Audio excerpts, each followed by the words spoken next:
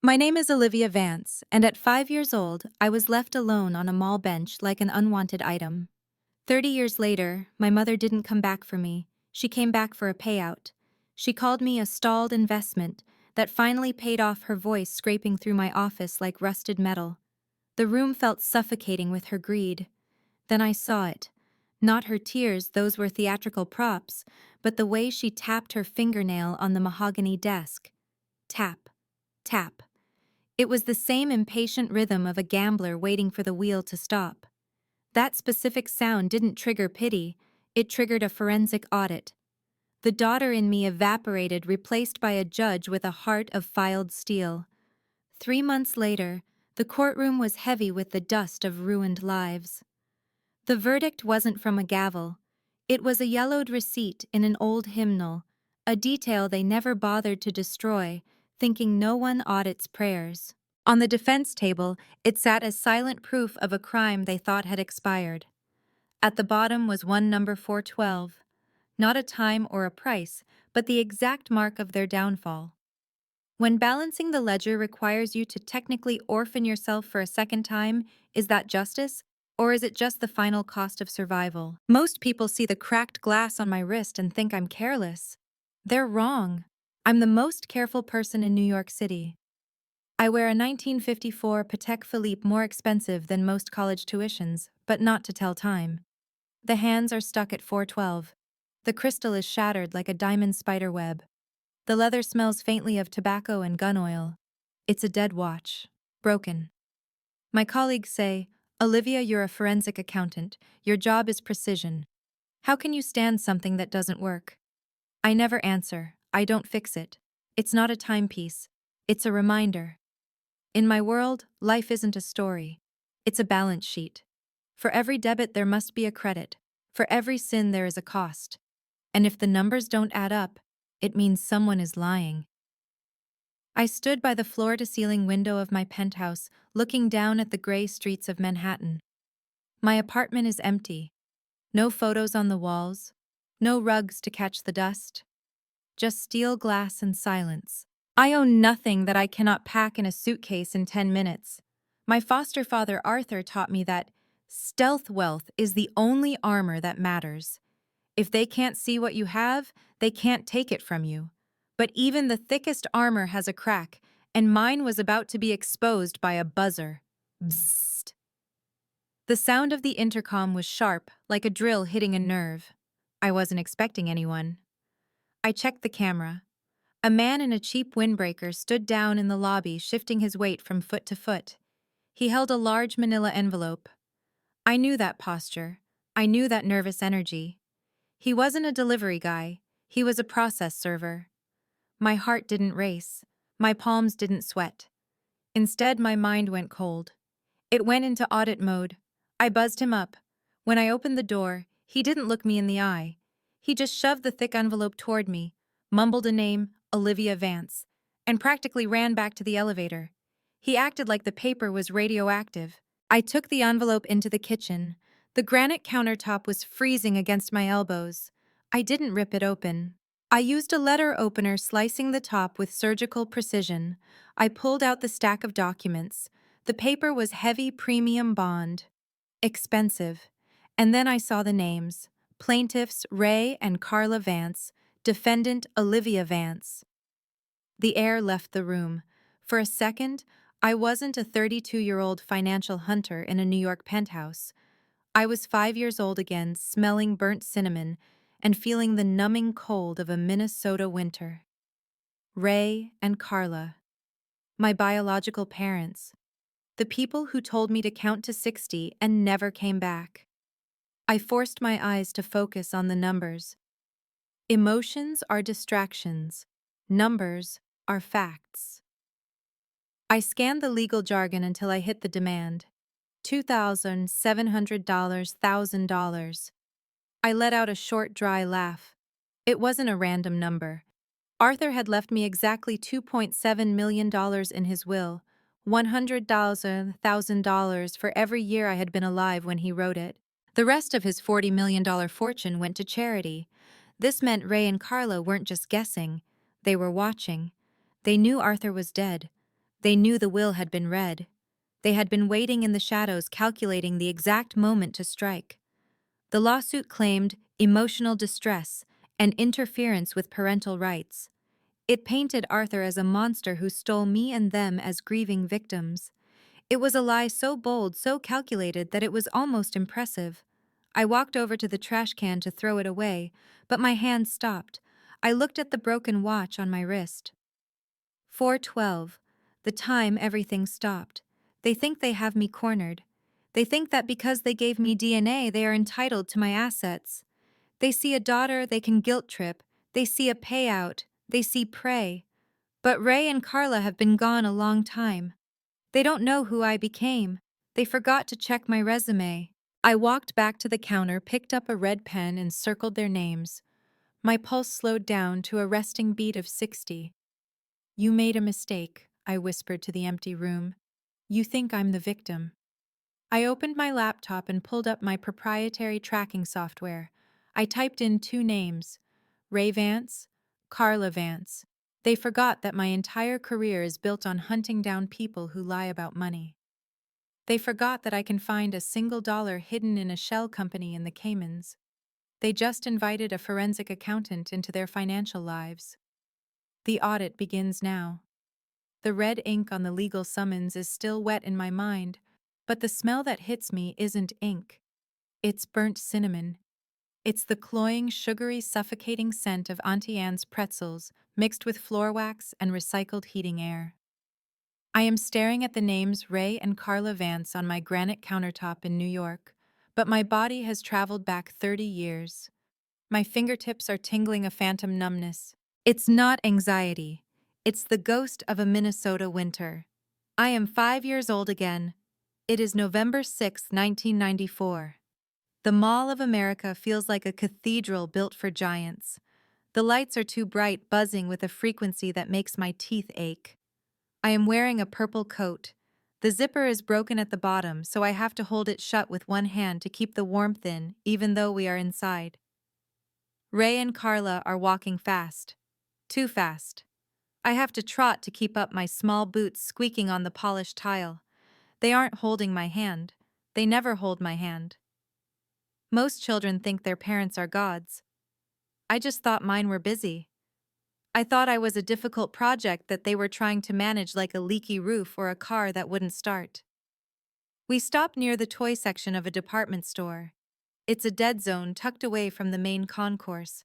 The air here is colder, rushing in from the nearby exit doors. I shiver, pulling the purple coat tighter. Carla stops. She doesn't kneel down to be at my eye level. She bends at the waist, looking over my head, scanning the crowd. Her face is tight, pinched, like she's waiting for a bus that's running late. "Olivia," she says. She doesn't call me Liv or Sweetie, just Olivia. "Mommy and Daddy need to use the restroom. It's an adult emergency." "I can come," I say. I clutch my stuffed rabbit, Mr. Hoppy. He has one eye missing. "No," Ray snaps. His voice is sharp, like a twig breaking. He looks at me, then really looks at me, and for a second I see something in his eyes. I used to think it was sadness. Now, looking back with my adult eyes, I know what it was.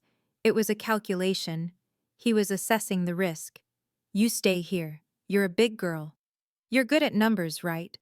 I nod. I am proud of my numbers. "Count to 60, Carla says.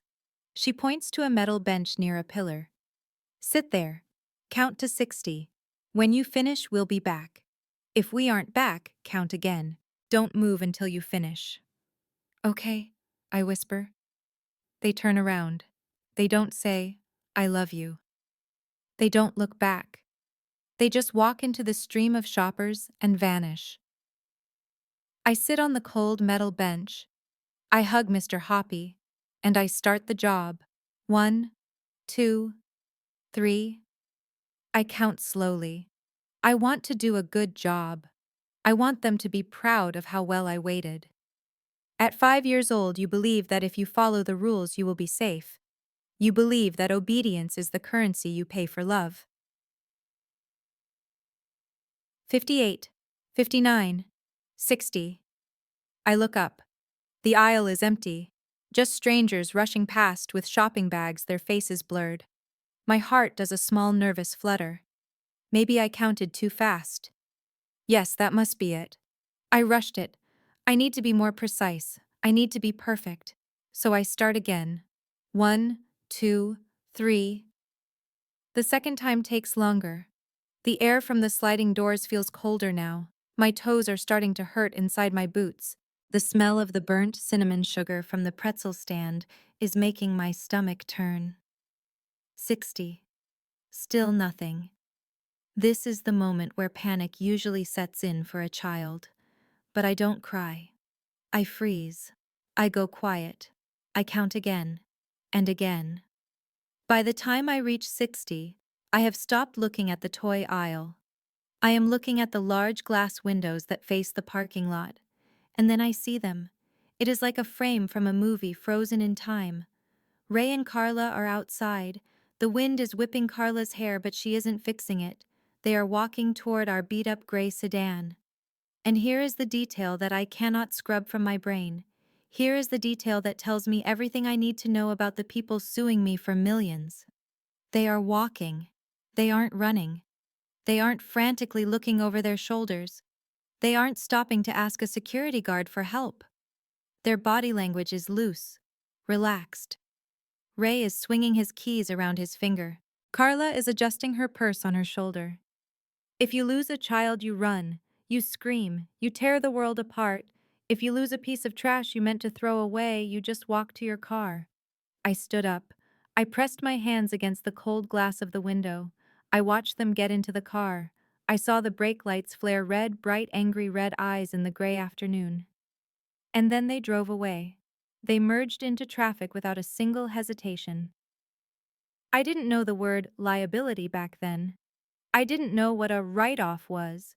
But standing there clutching a one-eyed rabbit watching my parents drive away, I understood the transaction. I wasn't a person to them. I was a bill they didn't want to pay anymore. Back in my New York penthouse, the memory fades, leaving only the cold granite under my hands. I look down at the lawsuit again. They claim they searched for me. They claim emotional agony. I pick up my red pen. I don't feel sadness anymore. I feel the cold, hard click of a lock snapping shut. They didn't just abandon me because they were bad parents. People don't do things without a payoff. In my line of work, we follow the money. You don't dump an asset unless you plan to gain something from the loss. Why did they wait until 1995 to leave town? Why did Ray buy a new truck 2 months after I disappeared? I pull up a new spreadsheet on my laptop. I'm not just going to fight this lawsuit. I'm going to find the ledger they thought they buried. I'm going to find out exactly how much they sold me for. Because everyone has a price. And I have a feeling Ray and Carla cashed mine out a long time ago. The silence of the mall parking lot didn't last. It was replaced by a sound that would become the soundtrack of my life. Tick, tick, tick. Not the fast, nervous ticking of a cheap plastic alarm clock, but the deep, rhythmic heartbeat of a grandfather clock. 1,000 of them. That was the sound of Arthur Sterling's house. Arthur wasn't the type of man you expect to rescue a discarded child. He didn't look like a rich benefactor from a movie. He looked like a librarian who had been left out in the rain. He wore cardigans with patches on the elbows and smelled perpetually of brass polish and old cedar wood. He wasn't loud. He barely spoke above a whisper. He was a horologist, a master of time. He didn't just fix watches, he resurrected them. The police had found me first, of course. They put me in a gray room with flickering lights and gave me a juice box. I didn't drink it. I just sat there clutching Mr. Hoppy, waiting for the 60 seconds to be over so my parents would come back. But they didn't. Instead, a social worker named Mrs. Gable came in with a file folder that was too thin to hold a whole life. She talked about foster care and temporary placement. I didn't know those words. I just knew they meant you don't belong anywhere.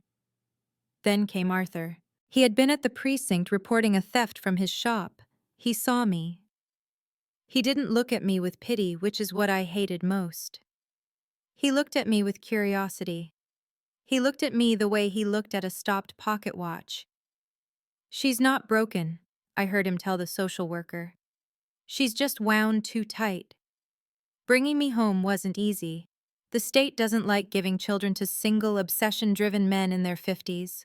I remember the lawyers. I remember the stacks of paper on Arthur's workbench pushing aside the delicate gears and springs. I remember the nights he stayed up late calculating his finances, selling pieces from his private collection just to pay the legal fees. He spent thousands of dollars to keep a girl nobody else wanted. Why?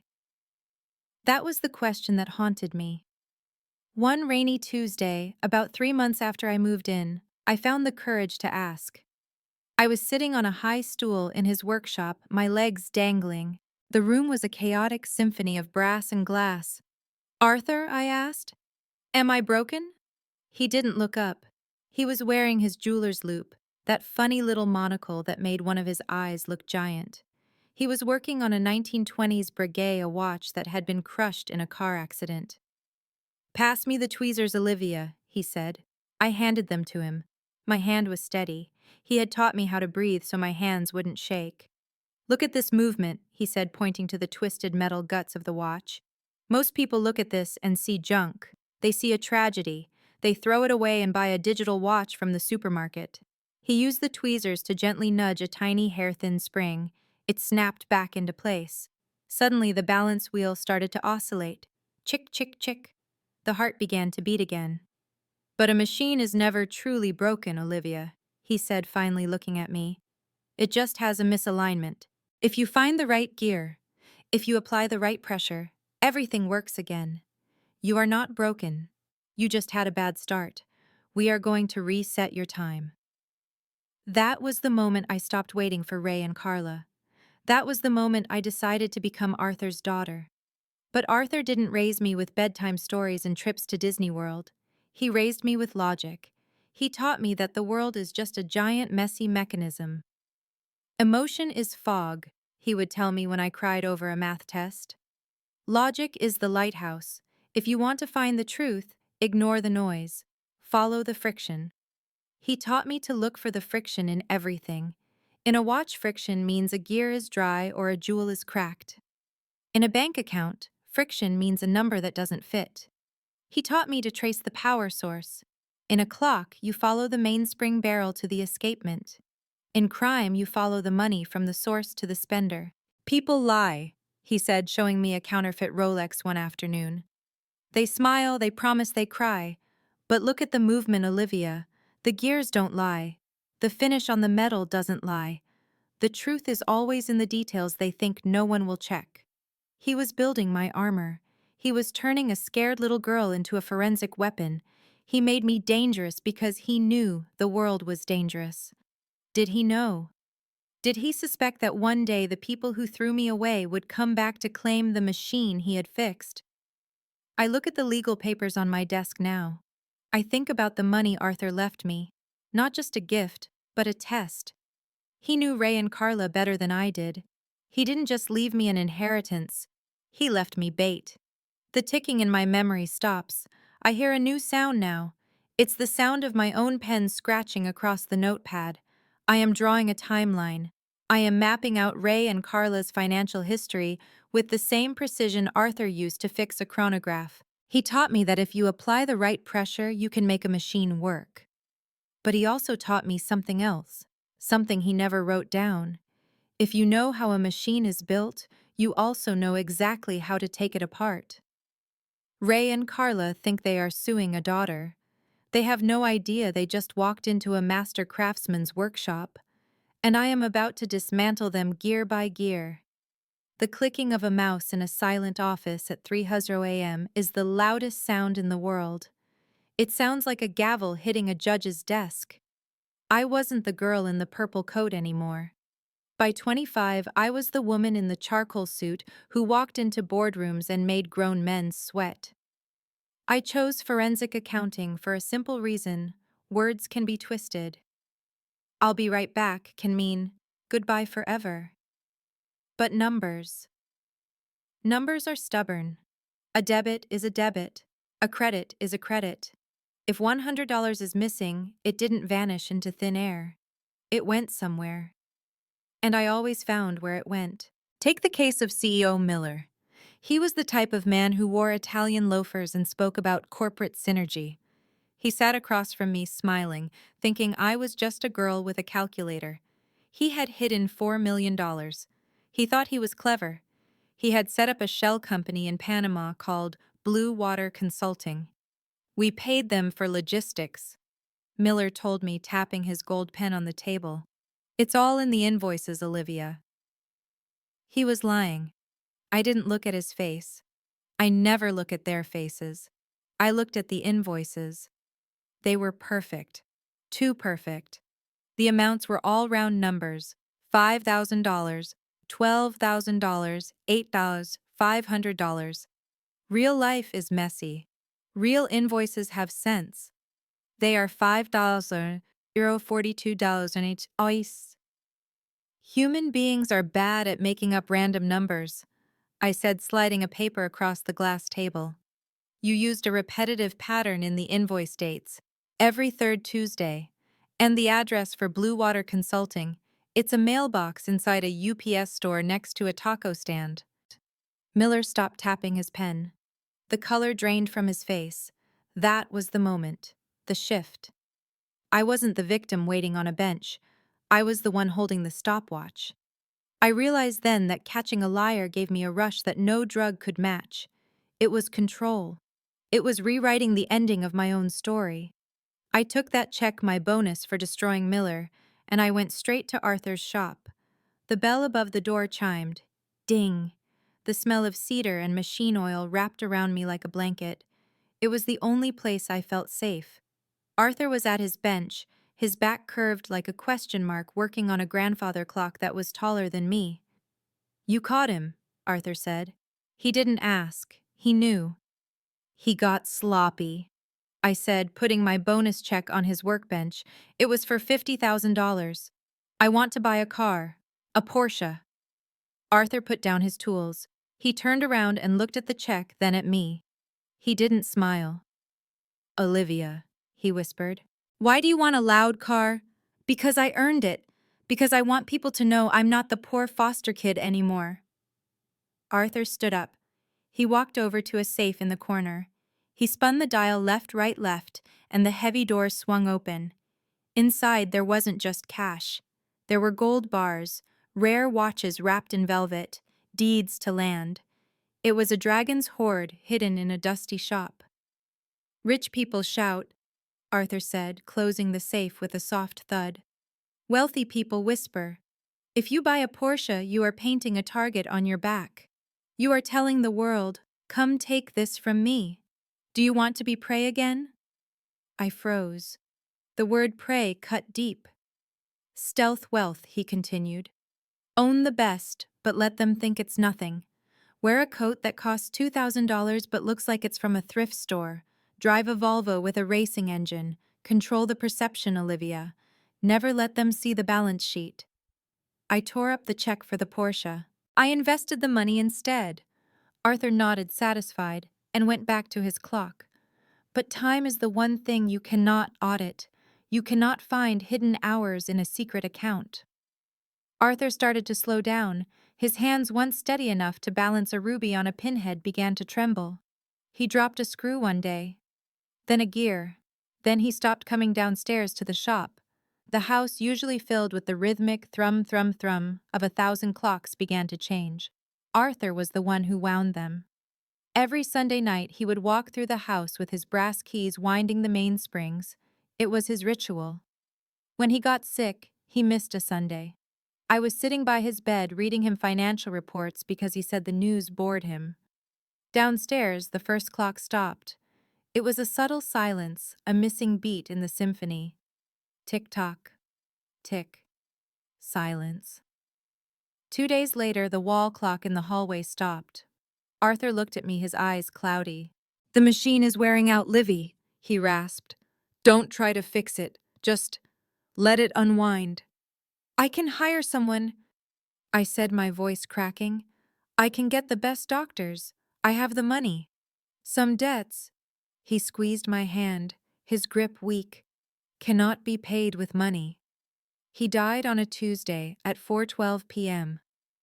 I didn't cry immediately. I sat in the room as the silence grew.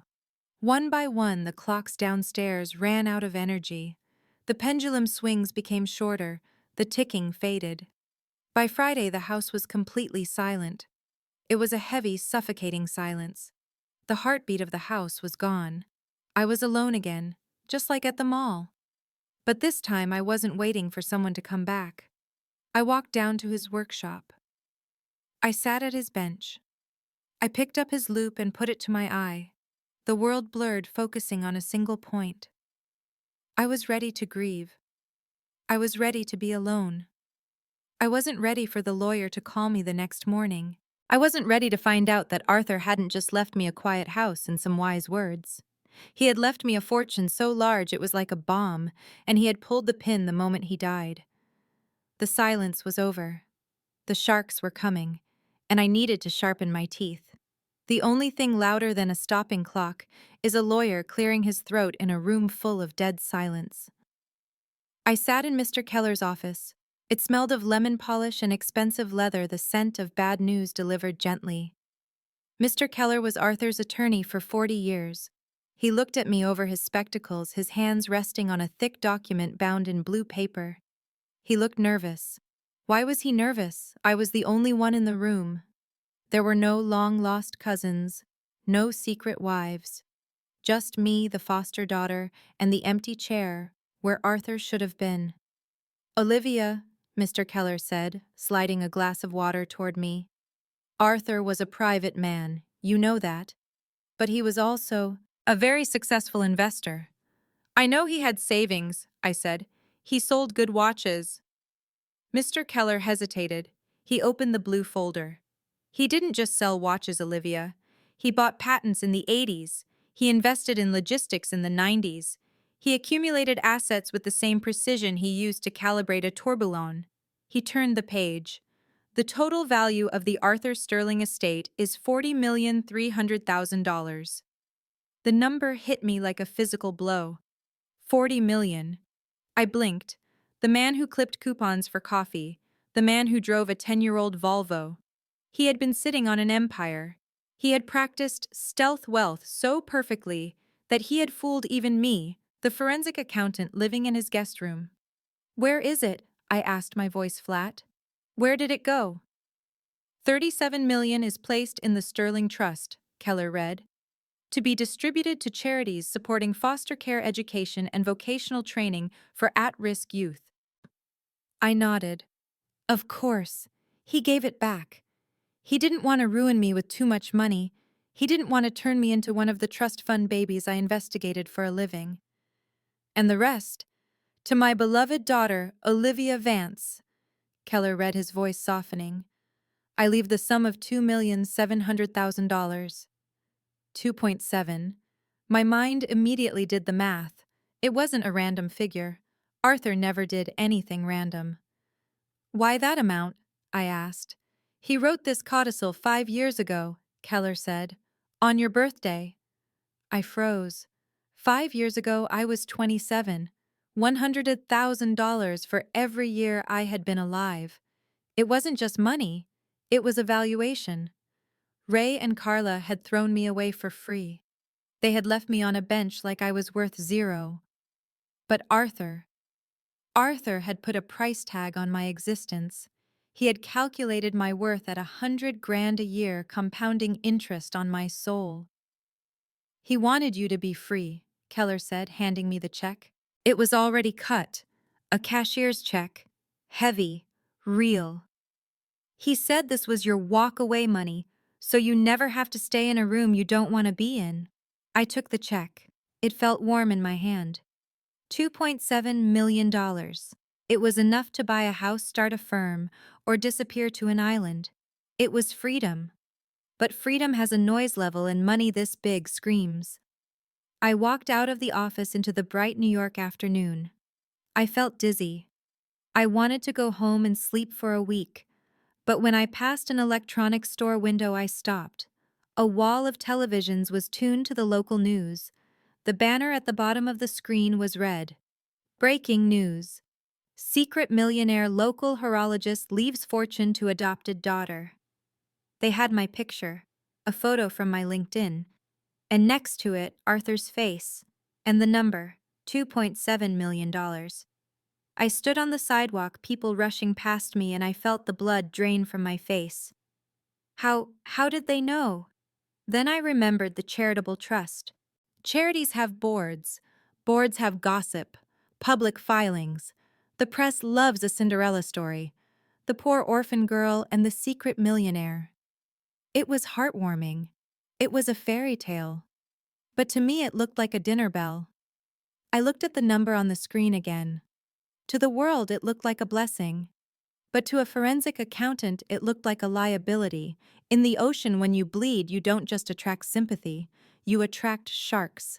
And somewhere in a house that smelled of stale cigarettes and regret, Ray and Carla were watching TV. They were looking at that number. They weren't seeing a legacy, they were seeing a lottery ticket with their names on it. I gripped the check in my pocket until the paper crinkled. Let them come. They think I'm the prize. They have no idea I'm the trap. The paper cut on my thumb stings a sharp, tiny line of red against the white legal bond. I stare at the document spread across my kitchen island. It is titled, Ray and Carla Vance, v.c. Olivia Vance. The font is Courier New, the kind used by lawyers who advertise on the sides of city buses. The lawyer's name is Saul Goodman Level Tacky, the law offices of Barry the Bulldog Gills. I've seen his billboards near the highway exit. They usually feature a picture of a car crash and a bag of money. But this isn't a car crash. It's an assassination. I pick up a yellow highlighter. My hand doesn't shake. In my line of work, we call this the discovery phase. You don't get emotional about the numbers. You just find the error. But Ray and Carla aren't just asking for the money. They are using a legal strategy known as scorched earth. I highlight paragraph 4. The deceased Arthur Sterling engaged in predatory grooming behaviors, enticing the minor child away from her biological parents with promises of material wealth. I stop. The air in my penthouse feels suddenly thin. Predatory grooming. They are accusing Arthur, the man who taught me that patience is a virtue, the man who never raised his voice, the man who slept in the guest room for the first 6 months so I wouldn't be scared of being a monster. They are painting him as a pedophile who stole a child. Why would they say something so vile? Because they know I love him. They are banking on it. They know that if this goes to trial, Arthur's name will be dragged through the mud. The tabloids will run headlines like clockmaker or kidnapper. They are holding his legacy hostage. They are betting that I will write a check for $2.7 million just to shut them up and protect his reputation. It is a classic settlement shakedown. I've seen it 100 times in corporate fraud. A bitter ex-partner threatens to leak fake scandals unless the board pays him off. Most people pay. They pay to make the pain go away. But Ray and Carla made a critical miscalculation. They forgot who raised me. Arthur didn't teach me to pay off bullies. He taught me to dismantle them. I uncap a red pen. I switch mental gears. I am no longer Olivia the abandoned daughter. I am Olivia Vance, forensic accountant. And this lawsuit isn't a family tragedy. It is a fraudulent invoice. I start to dissect their narrative. Paragraph 12. The biological parents suffered 30 years of agonizing emotional distress, searching tirelessly for their lost daughter. I circle the word tirelessly in red ink. If you search for someone, you leave a paper trail. You hire private investigators. You file police reports. You put up flyers. I have access to databases that most police officers don't even know exist. I can see credit card charges from 1994. I can see where they spent every dime. If they were searching for me, why do their bank records from December 1994 show a purchase for a new leather sofa and a trip to a casino in Nevada? You don't buy a sofa when your child is missing. You buy a sofa when you have moved on. Paragraph 18. The defendant. Olivia Vance was coerced into estrangement. Coerced, I laugh, a cold, sharp sound in the empty room. The only thing that coerced me was the sight of their brake lights fading into the distance. I look at the signature page. Ray's signature is jagged, pressing hard into the paper. Carla's is loopy and faint. I recognize the handwriting. It's the same handwriting that used to sign my permission slips without reading them. They look like parents, but to me, they are just bad actors. In accounting, a bad actor is an entity that tries to manipulate the ledger for personal gain. You don't negotiate with bad actors. You audit them until they break. I pull out my phone. I don't call them. I'm not going to give them the satisfaction of hearing my voice. Instead, I open my banking app. I look at the balance. The $2.7 million is sitting there safe. They want a settlement, fine. I'll give them something, but it won't be a check. I walk over to the window looking out at the New York skyline. The sun is setting, turning the glass buildings into pillars of fire.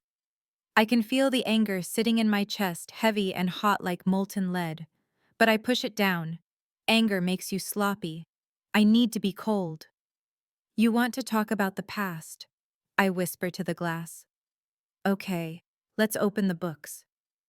I grab my laptop and log into a restricted server. I have their names. I have their social security numbers. I memorized them from my birth certificate years ago. It's time to see how two people who claim to be heartbroken victims have been paying their bills for the last 3 decades. I hit enter. The screen floods with data. And they're buried in a subfolder of a credit report from 1995. I see it. A single line item that makes my blood run cold. It's not a debt. It's a payout. Life insurance claim, $50,000. Beneficiary Raymond Vance. Deceased Olivia Vance. The room spins. They didn't just abandon me, they cashed me in. They told the government I was dead. The lawsuit on the counter isn't just a lie anymore, it's evidence of a federal crime, and they just walked right into my jurisdiction. The sound of ice cubes hitting the bottom of a crystal glass is usually the sound of relaxation, but in Marcus Chen's office, it sounded like a gavel banging against a desk. Clink, clink. Marcus didn't look at me as he poured the scotch. He looked out the window at the rain streak against the glass, his silhouette sharp against the gray New York sky. Marcus was Arthur's lawyer. He was expensive, he was brilliant, and right now he looked tired. They want to settle Olivia, Marcus said, turning around. He didn't hand me the drink. He drank it himself. They know their case is garbage. The kidnapping story has more holes than a fishing net, but that's not the point. I sat in the leather chair, my back straight. What is the point, Marcus? He slid a file across the mahogany desk. It stopped exactly at the edge, just inches from my hand. The point is the headline. If we go to trial, they are going to say Arthur Sterling was a predator. They will call him a groomer. They will say he bought a 5-year-old girl to satisfy some sick fantasy. Marcus leaned forward, his eyes hard. It doesn't matter if we win. Once that accusation is in the air, it stays there. It stains his legacy forever. People love a monster more than they love the truth. I looked at the file. I didn't open it. I knew what was inside. It was the scorched earth strategy. Burn everything down until the other side pays you to stop holding the matches. I have a proposal. Marcus said, his voice dropping to that smooth, reasonable tone lawyers use when they are asking you to swallow poison. Offer them $500,000. Nuisance value. We write it up as a consulting fee or a gift, so they don't have to pay taxes on it. They walk away. The lawsuit vanishes. Arthur's name stays clean. $500,000. It was a logical number. In forensic accounting, we call this a cost-benefit analysis. Is the cost of the war higher than the price of the peace? $500,000 was less than 20% of my inheritance. I could write the check today.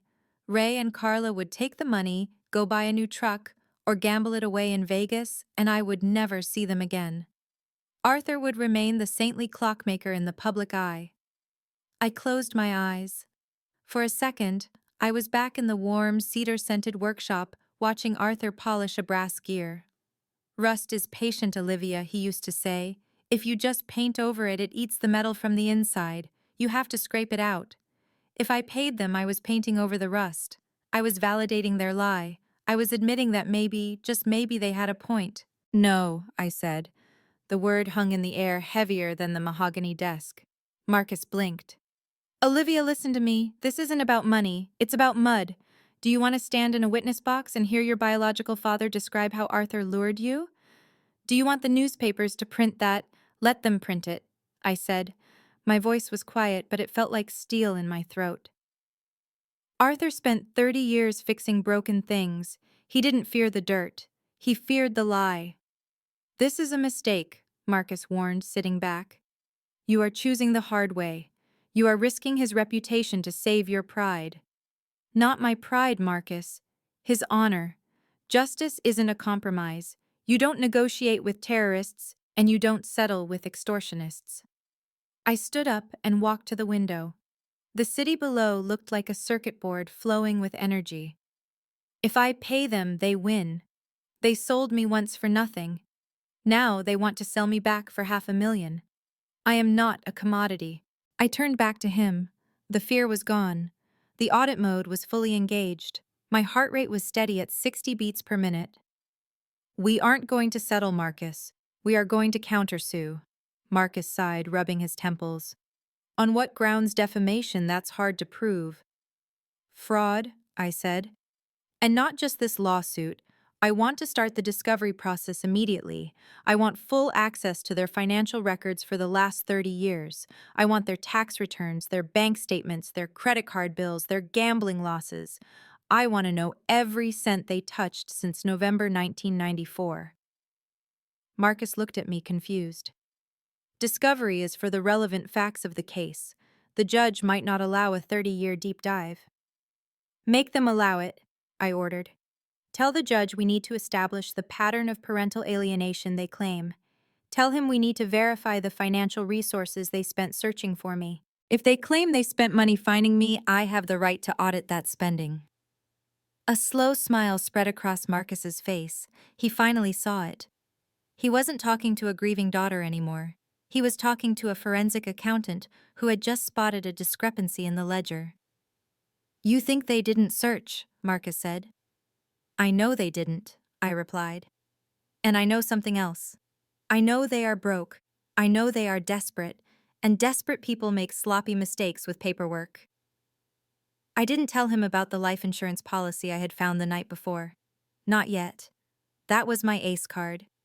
That was the bullet I was saving for the kill shot. First, I needed to get them under oath.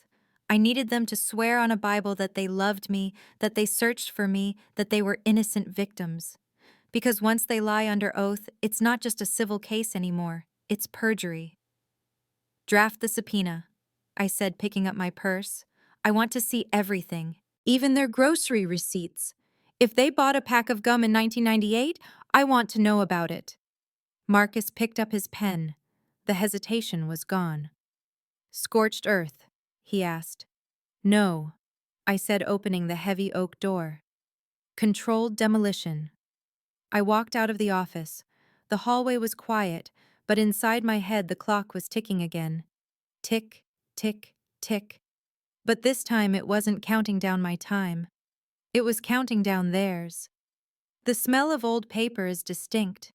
It smells like vanilla and decay. It's the scent of history rotting. My dining room table has disappeared under 20 pounds of bank records, credit card statements, and tax returns that Marcus forced Ray and Carla to hand over. They fought us, of course. They tried to redact names. They tried to lose pages. But in forensic accounting, a missing page is louder than a printed one. A gap in the record is a scream. I turn on my desk lamp. The circle of white light hits the stack labeled 1994, 1996. This is the kill zone. This is where the truth lives. I start with Carla. Her life is a tragedy told in receipts. I scan her credit card statements from the late 90s. It's a pattern of desperate hope. Mary Kay, Tupperware, Herbalife, thousands of dollars spent on starter kits for businesses that never made a dime. She wasn't just buying inventory. She was buying friends. She was buying the illusion of a life where she mattered. I see charges for QVC at 3:10 a.m. porcelain dolls, commemorative plates, things that collect dust. You were lonely, I whisper, running my finger down the column of red ink. You sold your daughter, and you tried to fill the hole with ceramic clowns. It's pathetic, but being pathetic isn't a crime. Being pathetic doesn't win a lawsuit. I push Carla's pile aside and pull Ray's stack into the light. The paper feels different here, rougher. Ray's financial life is a chaotic mess of cash withdrawals and late fees. But as I enter the data into my spreadsheet, a pattern emerges. It's a heartbeat. Thump, thump. Every Friday, like clockwork, there is a withdrawal. $200, $300, sometimes $500. The location is listed as Lucky's Market. It sounds like a grocery store. A lawyer would look at this and see a man buying food for his family. But I am not a lawyer. I am a hunter.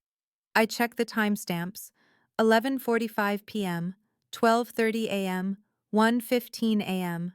Who buys groceries at 1 in the morning every single Friday for 10 years? I pull up a satellite map of their old town in Minnesota. I type in the address of Lucky's Market. It's a convenience store, a tiny one. And right next door, sharing the same parking lot, is the Golden Chip Card Room. Gotcha, I say softly. Ray wasn't buying milk. He was using the convenience store's ATM because the casino's ATM charges a higher fee and shows up as gambling on the statement. He was laundering his own bad habits. He was hiding the addiction from Carla, or maybe they were both hiding it from the world. He was bleeding the family dry week by week, chip by chip. This destroys his character. It proves he's a liar, but it's still not enough. Being a gambler doesn't mean you didn't love your daughter. It just means you're a bad father. I need proof of malice. I need the smoking gun. I reach for the oldest file. The paper is yellowed and brittle. It crackles when I turn the page. This is the file from 1995, the year after I disappeared. I scan the tax return. Income $28,000. Standard deduction. Nothing special. I turn the page to the bank deposits. And there it is. A single deposit on February 14th, 1995. Valentine's Day. $50,000. My breath catches in my throat. 50 grand in 1995 was a fortune. It was more than Ray made in 2 years. The source is listed simply as LM Insurance Group. Why did you get $50,000? I ask the empty room. Who died? My heart starts to hammer against my ribs. Tick, tick, tick. I scramble through the box looking for the corresponding insurance document. I toss aside electric bills and junk mail. I dig until my fingernail catches on a thick, stapled document at the bottom. Term Life Insurance Policy, number 882901. Insurer Liberty Mutual. Policyholder Raymond Vance. Insured life. Olivia Vance. I freeze. The room goes silent. The traffic noise from New York City fades away. All I can hear is the blood rushing in my ears. I read the date of the policy. August 1994. 3 months before they left me at the mall. They didn't just abandon me because they were overwhelmed. They planned it. They took out a policy on a 5-year-old healthy girl. That is unusual. I flip to the payout page. My hands are shaking now, not from fear but from rage. Cold, white-hot rage. Claim reason presumed death. Accidental drowning. Beneficiary Raymond Vance. Status paid. I stare at the words. Presumed death. They went to the police. They must have told a story about a lake or a river, a tragic accident where the body was never found. They cried crocodile tears in front of a sheriff. They filed a false report, and then they waited for the check. They didn't just throw me away. They monetized me. They turned their daughter into a payday. I look at the date of the payout again, February 1995. And then I look at Ray's credit card statement for March 1995.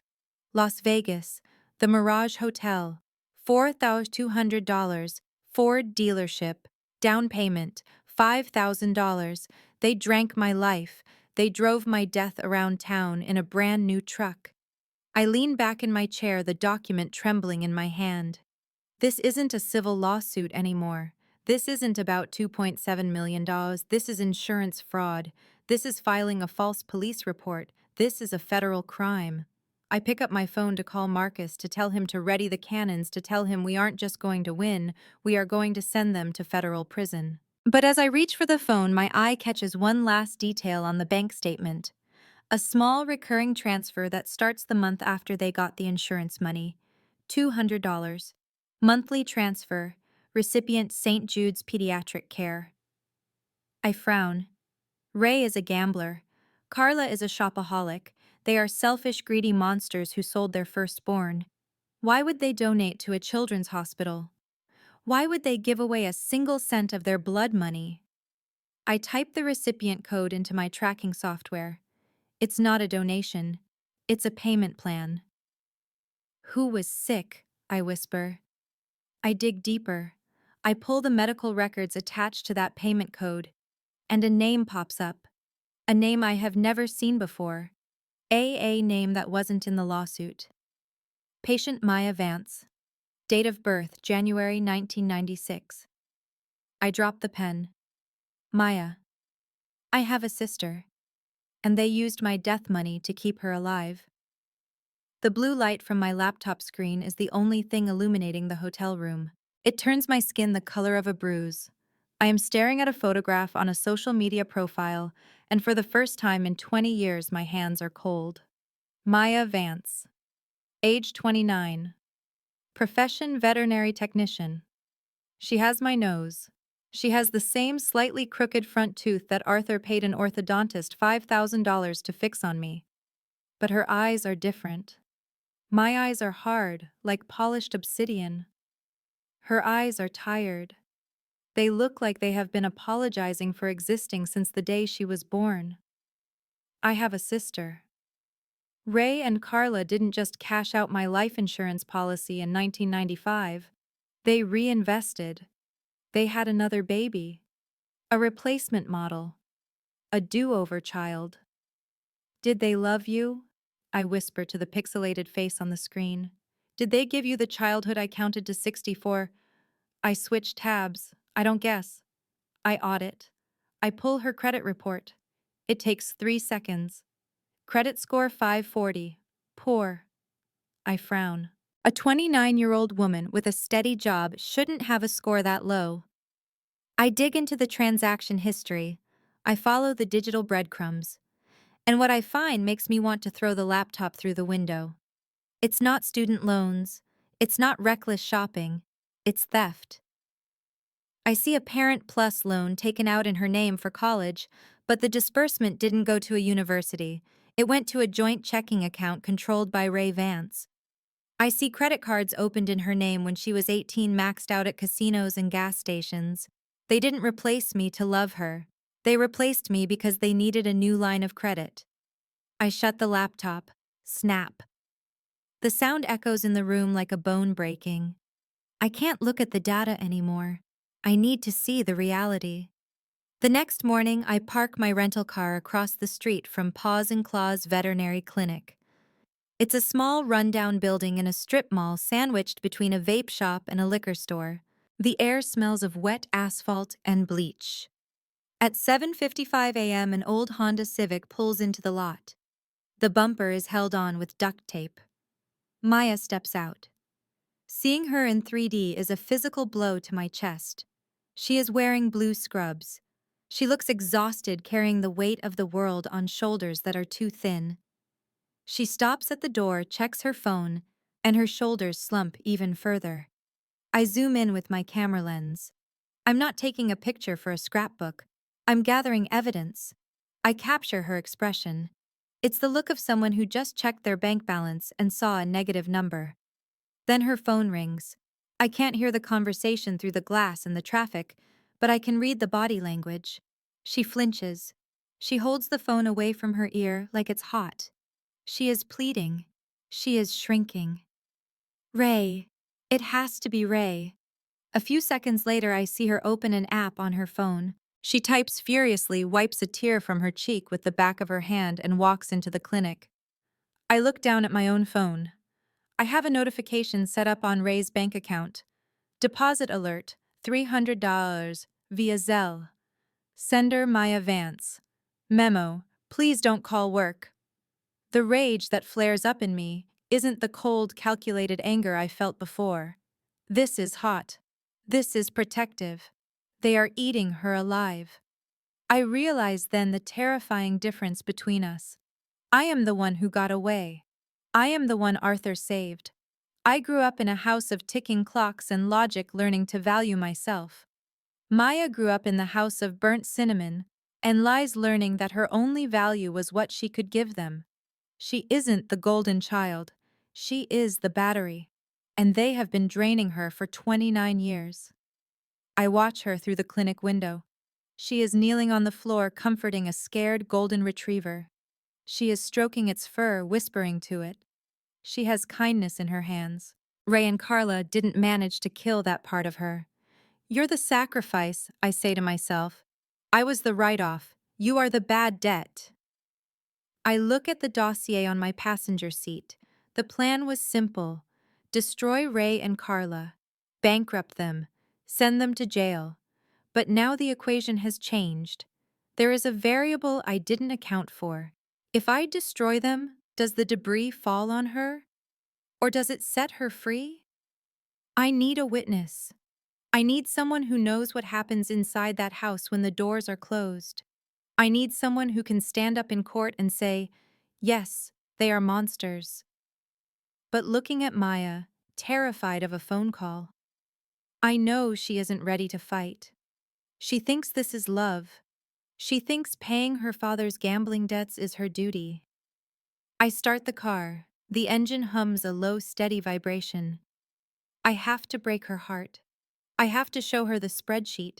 I have to prove to her that her parents don't love her, they are just farming her. It will be the cruelest thing anyone has ever done to her. But in my world, the truth is the only surgery that saves you.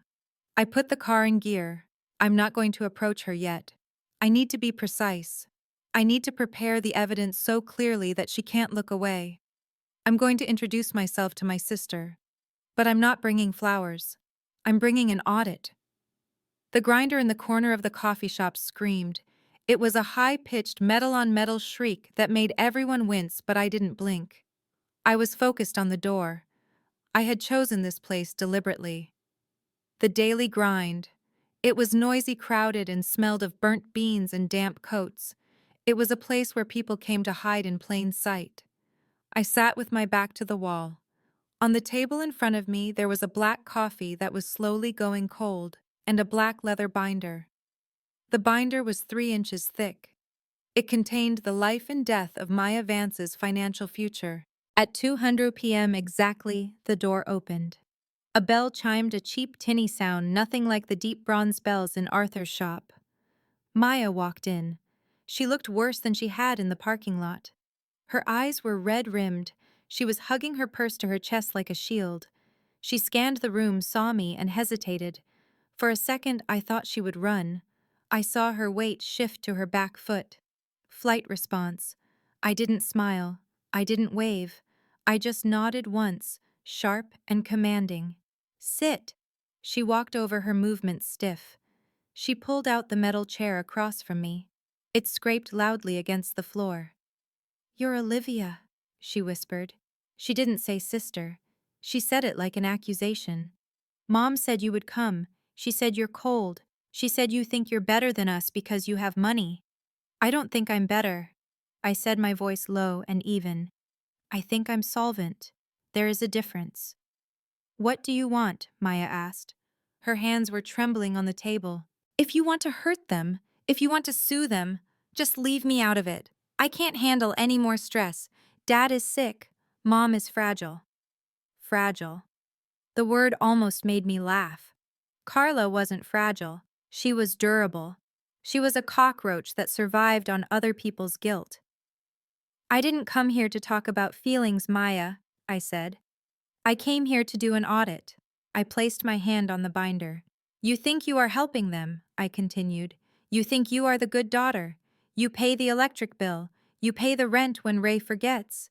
You send $300 via Zelle when Ray calls you crying about a medical emergency. Maya's face went white. How do you know about the Zelle?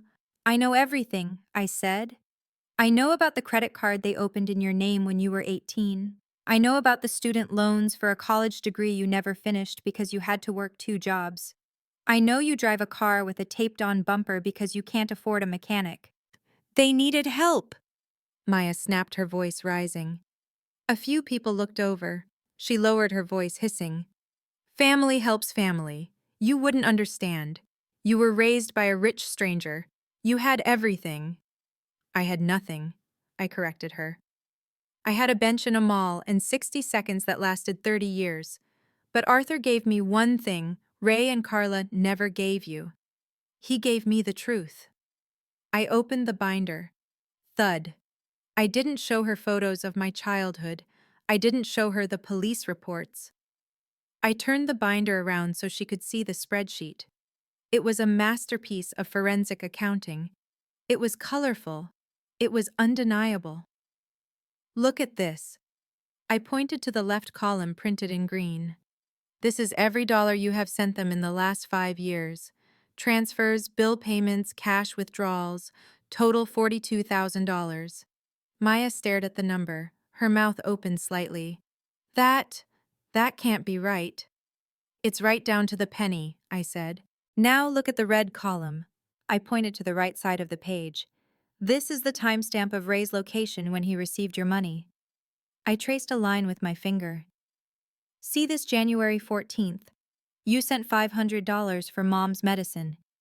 30 minutes later, Ray's debit card was used at the Golden Chip card room. He didn't go to a pharmacy, Maya. He went to a blackjack table. No, she shook her head. He said it was for insulin. Ray isn't diabetic, I said flatly. I checked his medical records. He has high blood pressure, probably from the stress of losing your money. I flipped the page. Here, last week, you sent $300. You worked a double shift at the vet clinic to earn that. It took you 12 hours of cleaning cages and getting bitten by scared dogs. Ray spent it in 14 minutes on a slot machine. The return on investment for your labor was 0. Mamaya was crying now, but the tears were different. In the parking lot, there were tears of fear. Now they were hot. They were angry. She was staring at the paper as if it were burning her eyes. Why? She choked out. Why would they do that? They love me. I'm the one who stayed. They don't love you, I said. It was the hardest sentence I had ever spoken. I wanted to reach out and hold her hand, but I couldn't. I had to be the surgeon. I had to cut out the tumor. They consume you. You aren't a daughter to them. You are an asset. You are a line of credit that never asks for repayment. I leaned forward. I am the one they sold for a lump sum. You are the one they are paying for on an installment plan. We are both just transactions to them. Maya looked up at me. The sadness in her eyes was hardening into something else. Disillusionment is a terrible thing to watch. It's the death of hope. But it's also the birth of freedom. They sued you, she whispered. For $2.7 million. Yes. And they told me. They told me you stole it. They said Arthur tricked you. Ray and Carla are liars, I said. But they made one mistake. They sued a forensic accountant, and I have the receipts. I closed the binder. The sound was final. I am going to destroy them in court, Maya. I am going to expose every lie, every stolen dollar, every fake insurance claim. I don't need your help to win. I have enough evidence to bury them. I paused. This was the gamble. This was the moment. But I want you there. Not for me. For you. I want you to sit in that courtroom and watch them answer for what they did. I want you to testify. I want you to tell the judge that the loving parents who are suing for millions are the same people who stole their daughter's future to play slots. Maya looked down at her hands. Her knuckles were white. She was replaying 29 years of her life. Every guilt trip, every emergency, every time she went hungry so they could eat. She looked at the spreadsheet one last time. The red column was a river of blood. "He bet my rent money," she said softly. "Last month, I almost got evicted. He swore it was for the car payment." "He bet it on red," I confirmed. Maya took a deep breath. She wiped her face with a rough paper napkin. When she looked at me again, the scared girl from the parking lot was gone. "What do I have to do?" she asked. "Just tell the truth," I said. "The numbers will do the rest." She nodded. It was a small movement, but it shifted the axis of the entire war. The victim had just joined the hunting party. I stood up and slid the binder toward her. "Keep it," I said. "Study it. Anger is good, Maya, but evidence is better." I walked out of the coffee shop into the cold afternoon air. My heart was beating hard now. The sine wave was peaking. I had the evidence. I had the sister. I had the truth. But Ray and Carla still had one advantage. They had no shame. And people with no shame are the most dangerous animals in the world. The trap was set. Now I just had to wait for them to walk into the cage. The heavy oak doors of courtroom 4B seal shut with a thud that sounds like a coffin closing. The air inside is stale recycled and smells faintly of nervous sweat and old wood polish. This is where stories come to die. This is where the truth is supposed to win, but I know better. A courtroom isn't a factory for truth. It's a marketplace for narratives. And today, Ray and Carla are selling a tragedy. I sit at the defense table next to Marcus. My hands are folded on top of the black binder. I am wearing a navy blue suit, tailored and sharp. No jewelry except the broken Patek Philippe on my wrist. 4 to 12. I look across the aisle. It is a masterclass in performance art. Ray is wearing a suit that is 2 sizes too big. The sleeves cover his knuckles. It makes him look small, frail, harmless. It's a costume. I saw his credit card statement. He bought a $800 Italian suit last month. He isn't wearing that one today. He is wearing the poverty plea. Carla is even better. She is clutching a crumpled tissue in her hand like a lifeline. She isn't wearing makeup. Her hair is pulled back in a severe bun that highlights the lines on her face. She looks at the jury box with wide, watery eyes. "They are good," Marcus whispers, leaning in. "Look at the jury. They are eating it up." I look at the jury. 12 strangers. They see 2 heartbroken parents who lost a child. They don't see the blackjack players. They don't see the people who sold a 5-year-old for 50 grand. "Let them eat," I whisper back. "Indigestion is coming." The judge, a stern woman named Judge Holloway, bangs her gavel. Bang!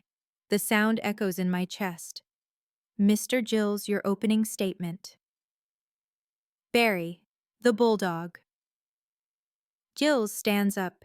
He is a short man with a loud tie and a louder voice. He walks toward the jury box, shaking his head sadly. He points a finger at me, but he is looking at them. "Ladies and gentlemen," Gills begins, his voice trembling with fake outrage, "this is a story about theft. Not of money, but of a life." He paces. Click-clack, click-clack.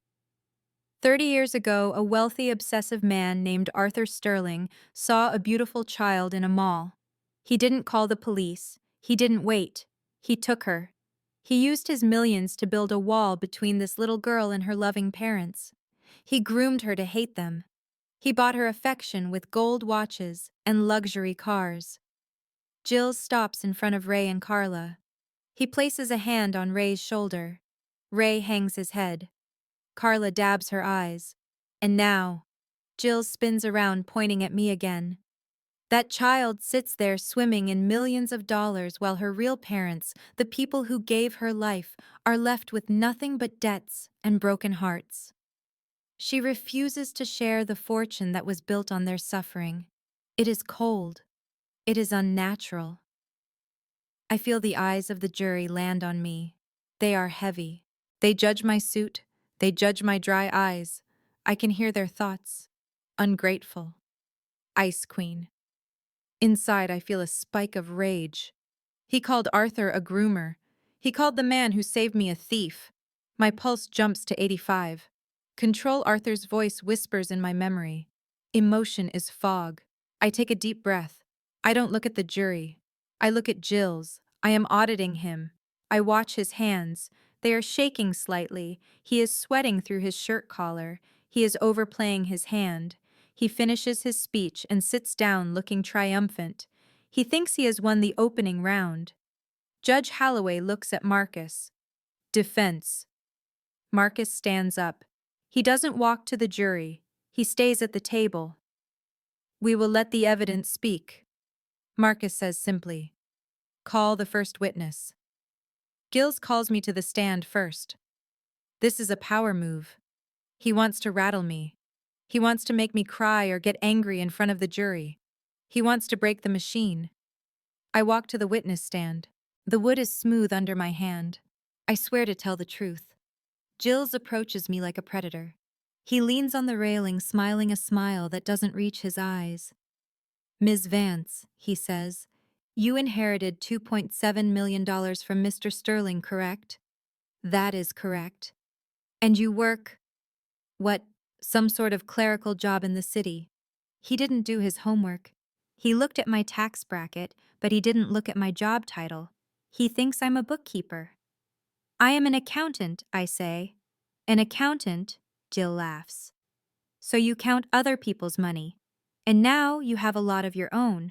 Tell me, Ms. Vance, do you think you deserve that money more than the parents who birthed you? Deserve is a subjective term, I say calmly. I prefer accuracy. Jills frowns. Accuracy. Okay, let's be accurate. You were a confused 5-year-old. You don't really remember what happened that day, do you? You just remember what Mr. Sterling told you. I have an excellent memory, I say. Really? Jills mocks me. Then tell me, why didn't you look for them? Why didn't you use your fancy accounting skills to find your poor parents? I did, I say. The room goes quiet. Jills pauses. He wasn't expecting that. Oh, you did, he sneers. And let me guess, you were too busy spending your millions to reach out? No, I say. I lean forward into the microphone. My voice is steady. I didn't reach out because when I ran their background check, I found some discrepancies. Jills narrows his eyes. Discrepancies? You mean they were poor? I mean they were fraudulent. Jills stiffen. Objection, badgering the witness. I am the witness, I correct him. And you asked about my skills. I look directly at Jills. I lock eyes with him. And I drop the mask. I stop being the scared daughter. 2 became the lead auditor. Mr. Jills, I say loud enough for the back row to hear. I am not just a clerk. I am a certified forensic accountant. My specialty is complex financial fraud and asset recovery. I testify for the FBI. I find money that cartels try to hide. Gil's face goes slack. The smirk vanishes. He looks down at his notes, then back at me. He realizes suddenly that he isn't interrogating a trust fund baby. He is interrogating a shark. You work for the FBI, he stammers. I consult, I say. And when I consulted the financial records of the plaintiffs, Ray and Carla Vance, I didn't find grieving parents. I found a ledger. I point to the black binder on the defense table. And the numbers don't balance, Mr. Jills. The silence in the courtroom is total. It's not the silence of respect. It's the silence of a trap snapping shut. Ray sits up straighter in his ill-fitting suit. Carla stops dabbing her eyes. They thought they were the directors of this play. They didn't know I wrote the script. No further questions, Jill says quickly, turning his back on me. He is trying to retreat. But it's too late. I step down from the stand. I walk back to my table. As I pass Ray, I look at him. He flinches. The trap is sprung. Now it's time to bring in the executioner. Marcus stands up. He doesn't look tired anymore. He looks dangerous. Your Honor, Marcus says. The defense calls its first witness, Maya Vance. Ray's head snaps toward the back of the room so fast I hear his neck crack. Carla drops her tissue. The heavy oak doors open again. Thud. And the ghost walks in. The sound of Maya's footsteps on the courtroom floor was soft like a heartbeat that was afraid to beat. Thump, thump. But to Ray and Carla it must have sounded like thunder. Ray didn't turn around all the way. He just twisted his neck, his eyes wide, his mouth hanging open like a fish on a hook. He wasn't looking at a daughter. He was looking at a defector. Maya took the stand. She didn't look at them. She looked at her hands, which were gripping the railing so hard her knuckles were white. "State your name," the bailiff said. "Maya Vance," she whispered, then louder. "Maya Vance!" Barry Gills, the bulldog lawyer, stood up. He looked confused. He looked like a man trying to read a map in a language he didn't speak. "Objection. This witness was not on the list." "Rebuttal witness," Marcus said smoothly. "She is here to impeach the credibility of the plaintiffs." The judge nodded. "Proceed." Marcus didn't ask Maya about her childhood yet. He walked over to the AV cart in the center of the room. He picked up a small remote. "Your Honor," Marcus said, "before we question Ms. Vance, the defense would like to submit Exhibit D. It is a video recording made by the deceased Arthur Sterling 3 weeks before his death." Ray let out a noise. It was a scoff. He leaned back, crossing his arms. He thought this was going to be a sentimental goodbye. He thought Arthur was going to cry. He forgot who Arthur was. Arthur wasn't a poet, he was a mechanic. The screen flickered to life. The hum of the projector filled the silent room. And there was Arthur. He was sitting in his workshop. Behind him 100 clocks were ticking. Tick-tock, tick-tock. The sound on the video was rhythmic, hypnotic. Arthur looked directly into the camera lens. He looked calm. He looked precise. "My name is Arthur Sterling," the video Arthur said. "If you are watching this, I am dead. And if I am dead, I assume Ray and Carla Vance are currently sitting in a courtroom suing my daughter for money they did not earn." The air left the room. Ray sat up straight. The arrogance on his face cracked just a little hairline fracture. "I am recording this," Arthur continued, holding up a small screwdriver, "because I know how predators work. They wait for the protector to leave the nest. Ray and Carla claim I kidnapped Olivia. They claim I kept them apart." Arthur put the screwdriver down. He leaned forward. "I didn't keep them apart. I kept the door unlocked for 30 years. I have a logbook of every visitor who came to my shop. In 3 decades, Ray and Carla Vance never came. Not once. They didn't call. They didn't write. They didn't search." Arthur's eyes on the screen were cold. "They aren't parents," Arthur said. "They are investors, and they are waiting for their asset to mature. Do not give them a return on an investment they abandoned." The screen went black. The silence in the courtroom was heavy. I looked at the jury. They weren't looking at the grieving parents with sympathy anymore. They were looking at them with suspicion.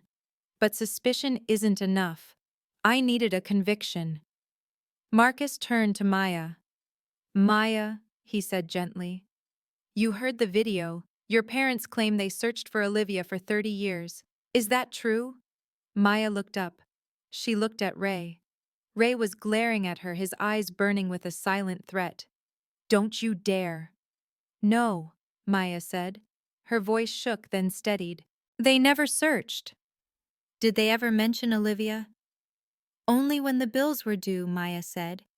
They would say it was a shame the other one was gone because maybe she could have helped." Carla let out a sob. "It was fake. It was a performance.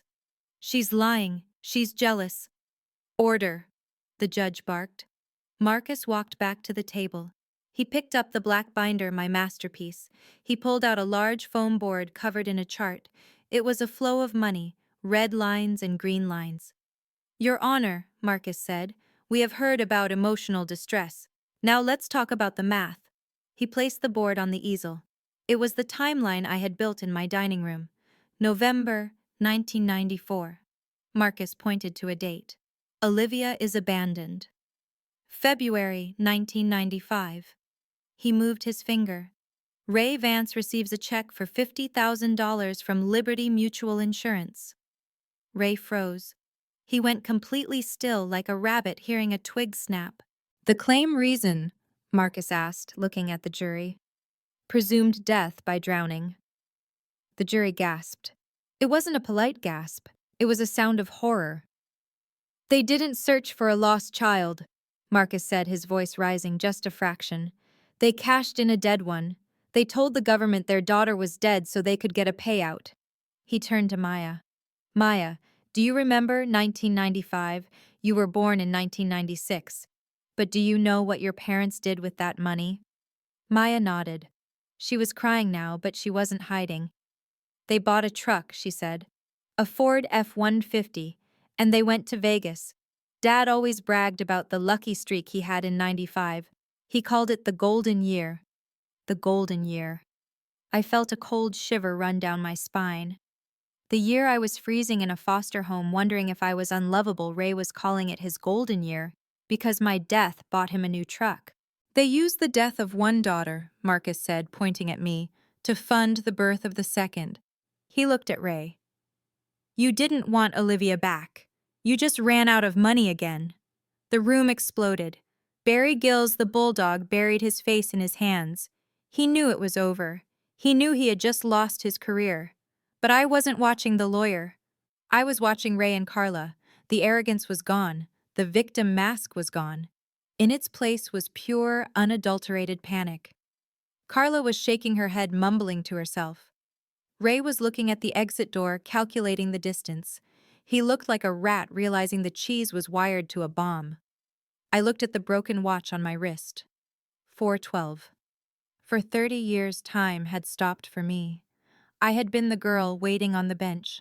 But looking at them now, sweating, exposed, destroyed, I felt something click in my chest. Tick. The gear moved. They weren't giants. They weren't monsters. They were just bad accountants who got caught cooking the books. Maya looked at me across the room. Her eyes were wet, but she nodded. She had done it. She had cut the cord. Marcus sat down. The defense rests, he said. But the silence that followed wasn't peaceful. It was the sound of a verdict rushing toward them like a freight train, and I was the conductor. The sound of a gavel striking wood is usually a signal for order, but in Judge Holloway's courtroom, it sounded like a guillotine blade dropping. Bang! The echo hung in the air, vibrating against the ribs of everyone in the room. I didn't flinch. I didn't smile. I just uncapped my pen and drew a single clean line through the words, Ray and Carla Vance, on my notepad. Case dismissed with prejudice, Judge Holloway said. Her voice was ice. She wasn't looking at the papers anymore. She was staring directly at Ray and Carla with a look of profound disgust. Furthermore, due to the evidence presented by the defense regarding the 1995 insurance payout and the falsification of a death report, I am referring this matter immediately to the district attorney's office. Ray stood up his chair, scraping loudly against the floor. You can't do that. We're the victims here. Sit down, Mr. Vance. The bailiff barked, his hand moving to his belt.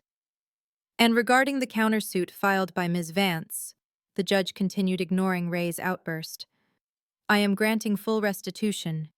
Since the plaintiffs have no liquid assets, the court orders the immediate forfeiture of their primary residence to satisfy the judgment for fraud and legal fees.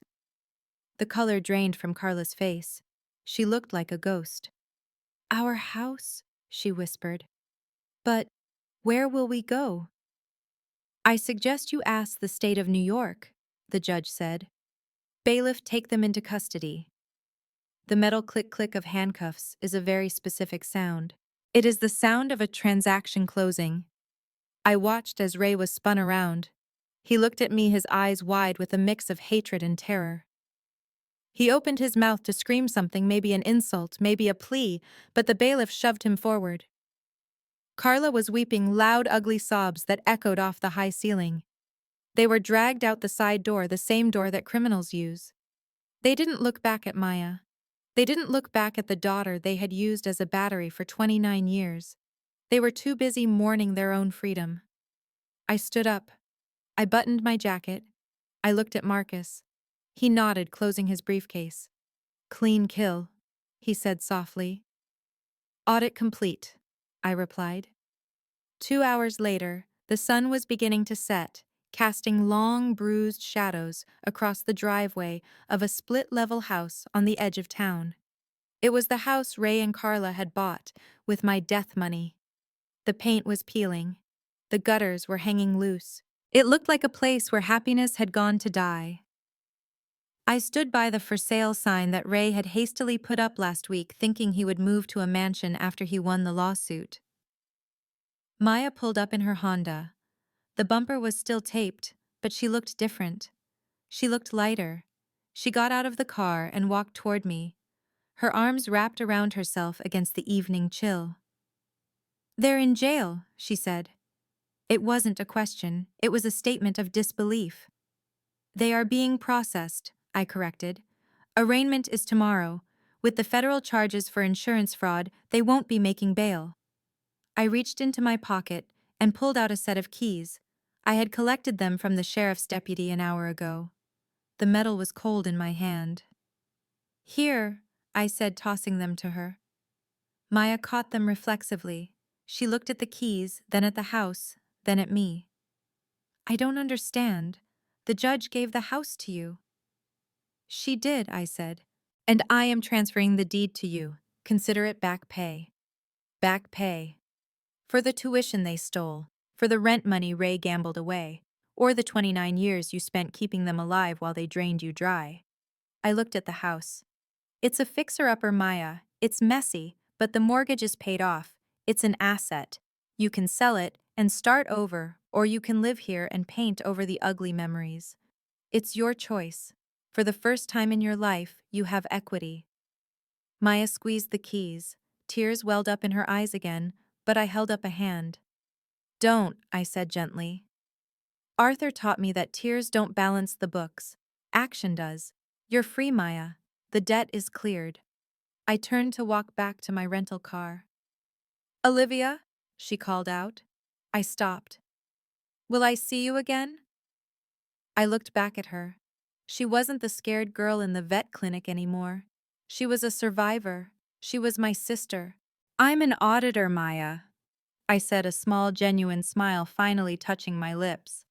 "I check in on my investments, and I think you're going to be a good one." I got into the car and closed the door. The silence inside was perfect. It wasn't lonely. It was peaceful. I looked down at my wrist. The streetlights flickered on, illuminating the shattered face of the Patek Philippe. The hands were still frozen. 4 to 12. For 30 years, that time had represented the moment my life broke. It represented the bench, the cold, the fear. But as I looked at it now, I didn't see a broken watch. I saw a finished job. Arthur was right. You can't fix people who don't want to be fixed, but you can stop them from breaking anyone else. I took the watch off. I held it in my hand for a moment, feeling the weight of the history it held. Then I placed it gently in the passenger seat. I didn't need to wear it anymore. I didn't need to be reminded of the time I lost. I started the engine. The dashboard lit up, a new set of numbers, bright and moving. My life wasn't a balance sheet of debts anymore. It was an open ledger, and for the first time in 30 years, the balance was zero. I put the car in drive and pulled away, leaving the house, the keys, and the past in the rearview mirror. The audit is closed.